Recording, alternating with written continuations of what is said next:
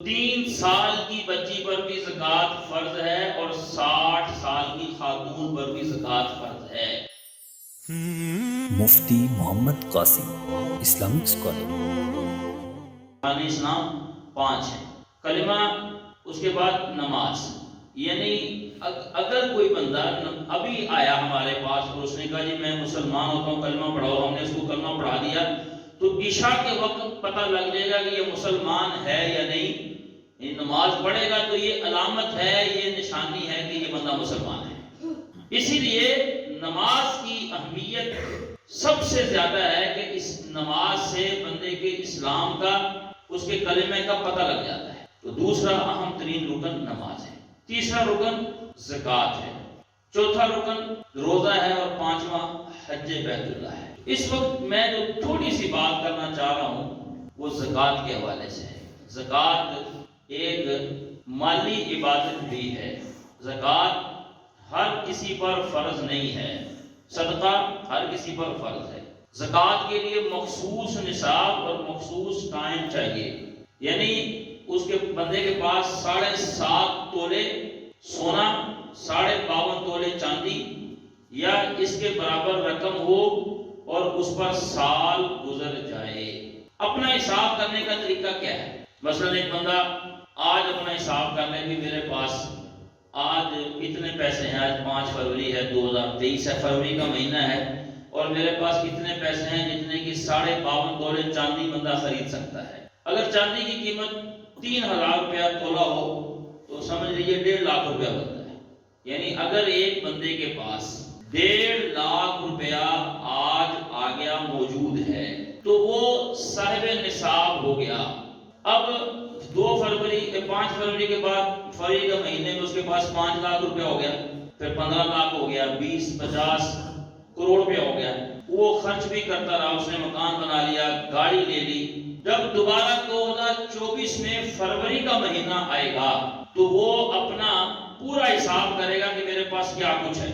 جو چیزیں استعمال کی ہیں، مثال کے طور پہ گھر کے برتن، بیڈ، گاڑیاں، گھر، ان پر زکوٰۃ نہیں ہے، وہ سب مائنس کر دے گا۔ جو چیزیں کاروبار کرتا ہے جن کے ذریعے وہ شامل کرے گا، ان کا موجودہ ریٹ، اگر اس نے کوئی کمیٹی ڈالی ہوئی ہے تو وہ بھی اکاؤنٹ یعنی جمع کرے گا۔ مثلا ایک بندے نے 5 لاکھ کی کمیٹی ڈالی ہے، کمیٹی ابھی اس کو ملی نہیں ہے، 3 لاکھ اس نے دے دیا ہے، 2 لاکھ ابھی دینا ہے، گویا کہ 3 لاکھ اس کا جمع ہے، وہ بھی جمع کرے گا۔ جو پیسے لوگوں سے لینے ہیں وہ جمع کرے گا، جو دینے ہیں وہ نکال دے گا، مائنس کر دے گا، نفی کر دے گا، کیونکہ وہ اس کے نہیں۔ اس طرح اگر کوئی پراپرٹی اس کے پاس دکان، پلاٹ، پلازا پڑا ہوا ہے جو اس نے بیچنے کے لیے خرید رکھا ہے، کوئی گاڑی ہے وہ بیچنے کے لیے خریدی ہوئی ہے، اگرچہ وہ چلا رہا ہے، نیت اس کی یہ ہے کہ میرا یہ کاروبار ہے، بزنس ہے، تو اس کی بھی موجودہ قیمت لگائے گا۔ تو جمع کر کے اور مائنس کر کے، پہلے جمع کرے گا، بعد میں جو پیسے اس نے دینے ہیں وہ مائنس کرتا جائے،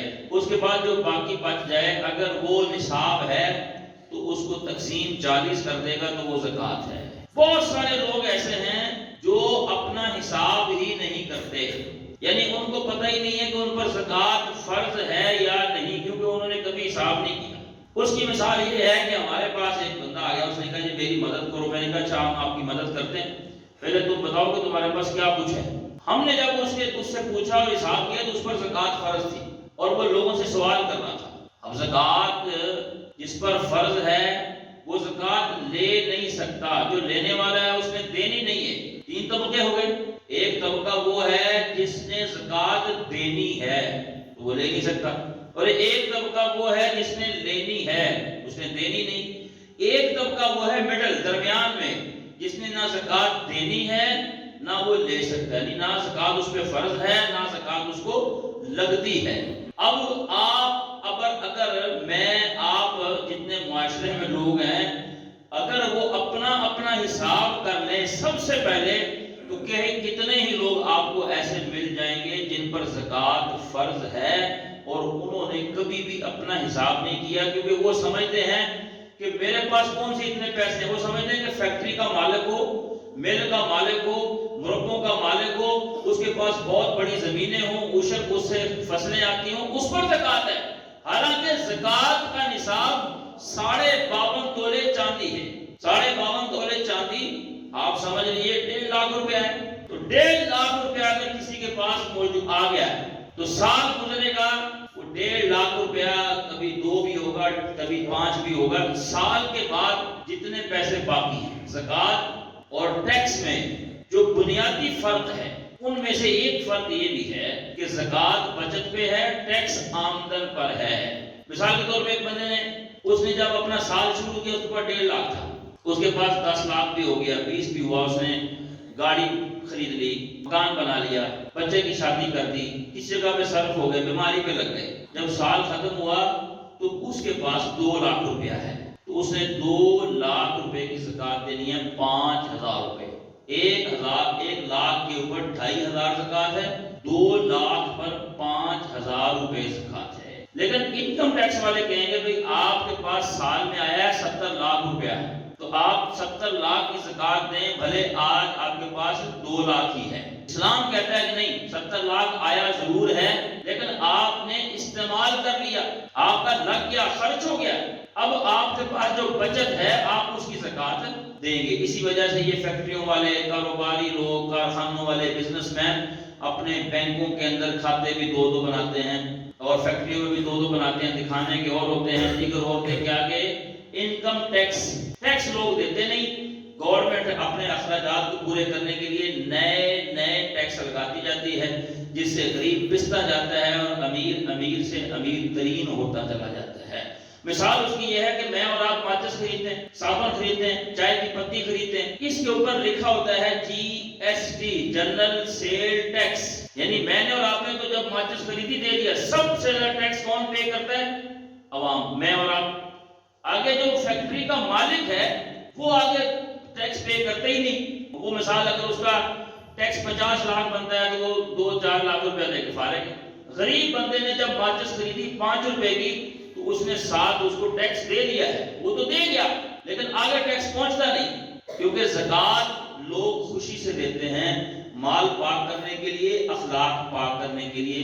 ٹیکس کوئی بندہ خوشی سے نہیں دیتا بلکہ بچتا ہے، کہتا ہے ٹیکس کیوں دے، یہ تو حرام ہے، ٹیکس تو مسلمان پر ہوتا نہیں۔ بات اس کی ٹھیک ہے، بات اس کی صحیح ہے، یہ حکومتوں کا ظلم ہے، زیادتی ہے، تو لیکن اس کا نقصان کیا ہوتا ہے؟ کیونکہ گورنمنٹ کی گرفت نہیں، کنٹرول نہیں، تو ٹیکس جنہوں نے پے کرنا ہے، دینا ہے، وہ دیتے نہیں، اور غریب عوام کے اوپر ٹیکس کے بم گرتے رہتے ہیں، ان کے اوپر ٹیکس بڑھتا جاتا ہے، کیونکہ میں اور آپ کو جنرل سیل ٹیکس دے رہے ہیں، کیونکہ ہم نے کوئی چیز خریدی ہم نے دے دیا۔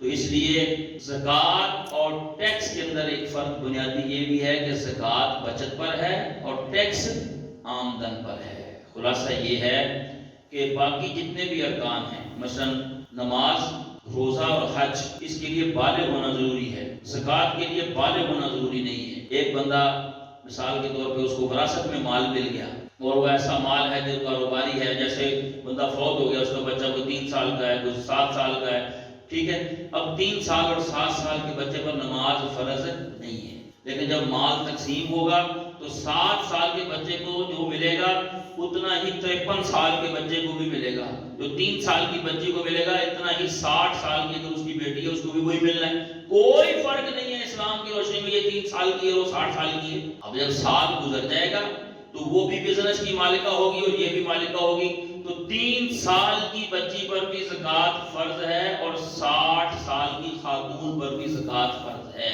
حج فرض نہیں ہے، روزہ فرض نہیں ہے، نماز فرض نہیں ہے، لیکن زکوٰۃ فرض ہوگی، کیونکہ زکوٰۃ کے فرض ہونے کے لیے 2 ارکان ہیں۔ پہلا رکن کیا ہے؟ نصاب، دوسرا رکن یہ ہے سال کا پورا ہونا۔ اب آپ اندازہ لگا لیں یہ کتنا اہم رکن ہے۔ لوگ زکوٰۃ دیتے ہی نہیں کیونکہ اپنا حساب ہی نہیں کرتے، چھپاتے ہیں، لم سم نکال دیتے ہیں، میری اتنی زکوٰۃ ہوگی بس ٹھیک ہے، سارا سال جو دیتے رہتے کہتے زکوٰۃ ہوگا، چھو میں نے 2 لاکھ نکال دیا، کہتے زیادہ ہی ہوگا۔ بھئی زیادہ ہی ہوگا کا کیا مطلب ہے؟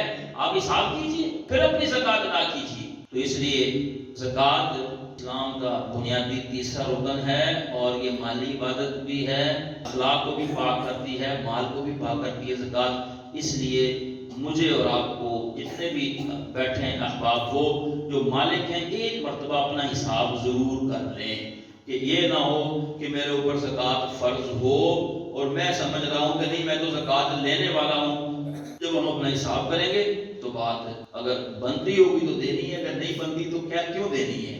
تو نفل ہم دیتے رہیں اور فرض سے غافل رہیں.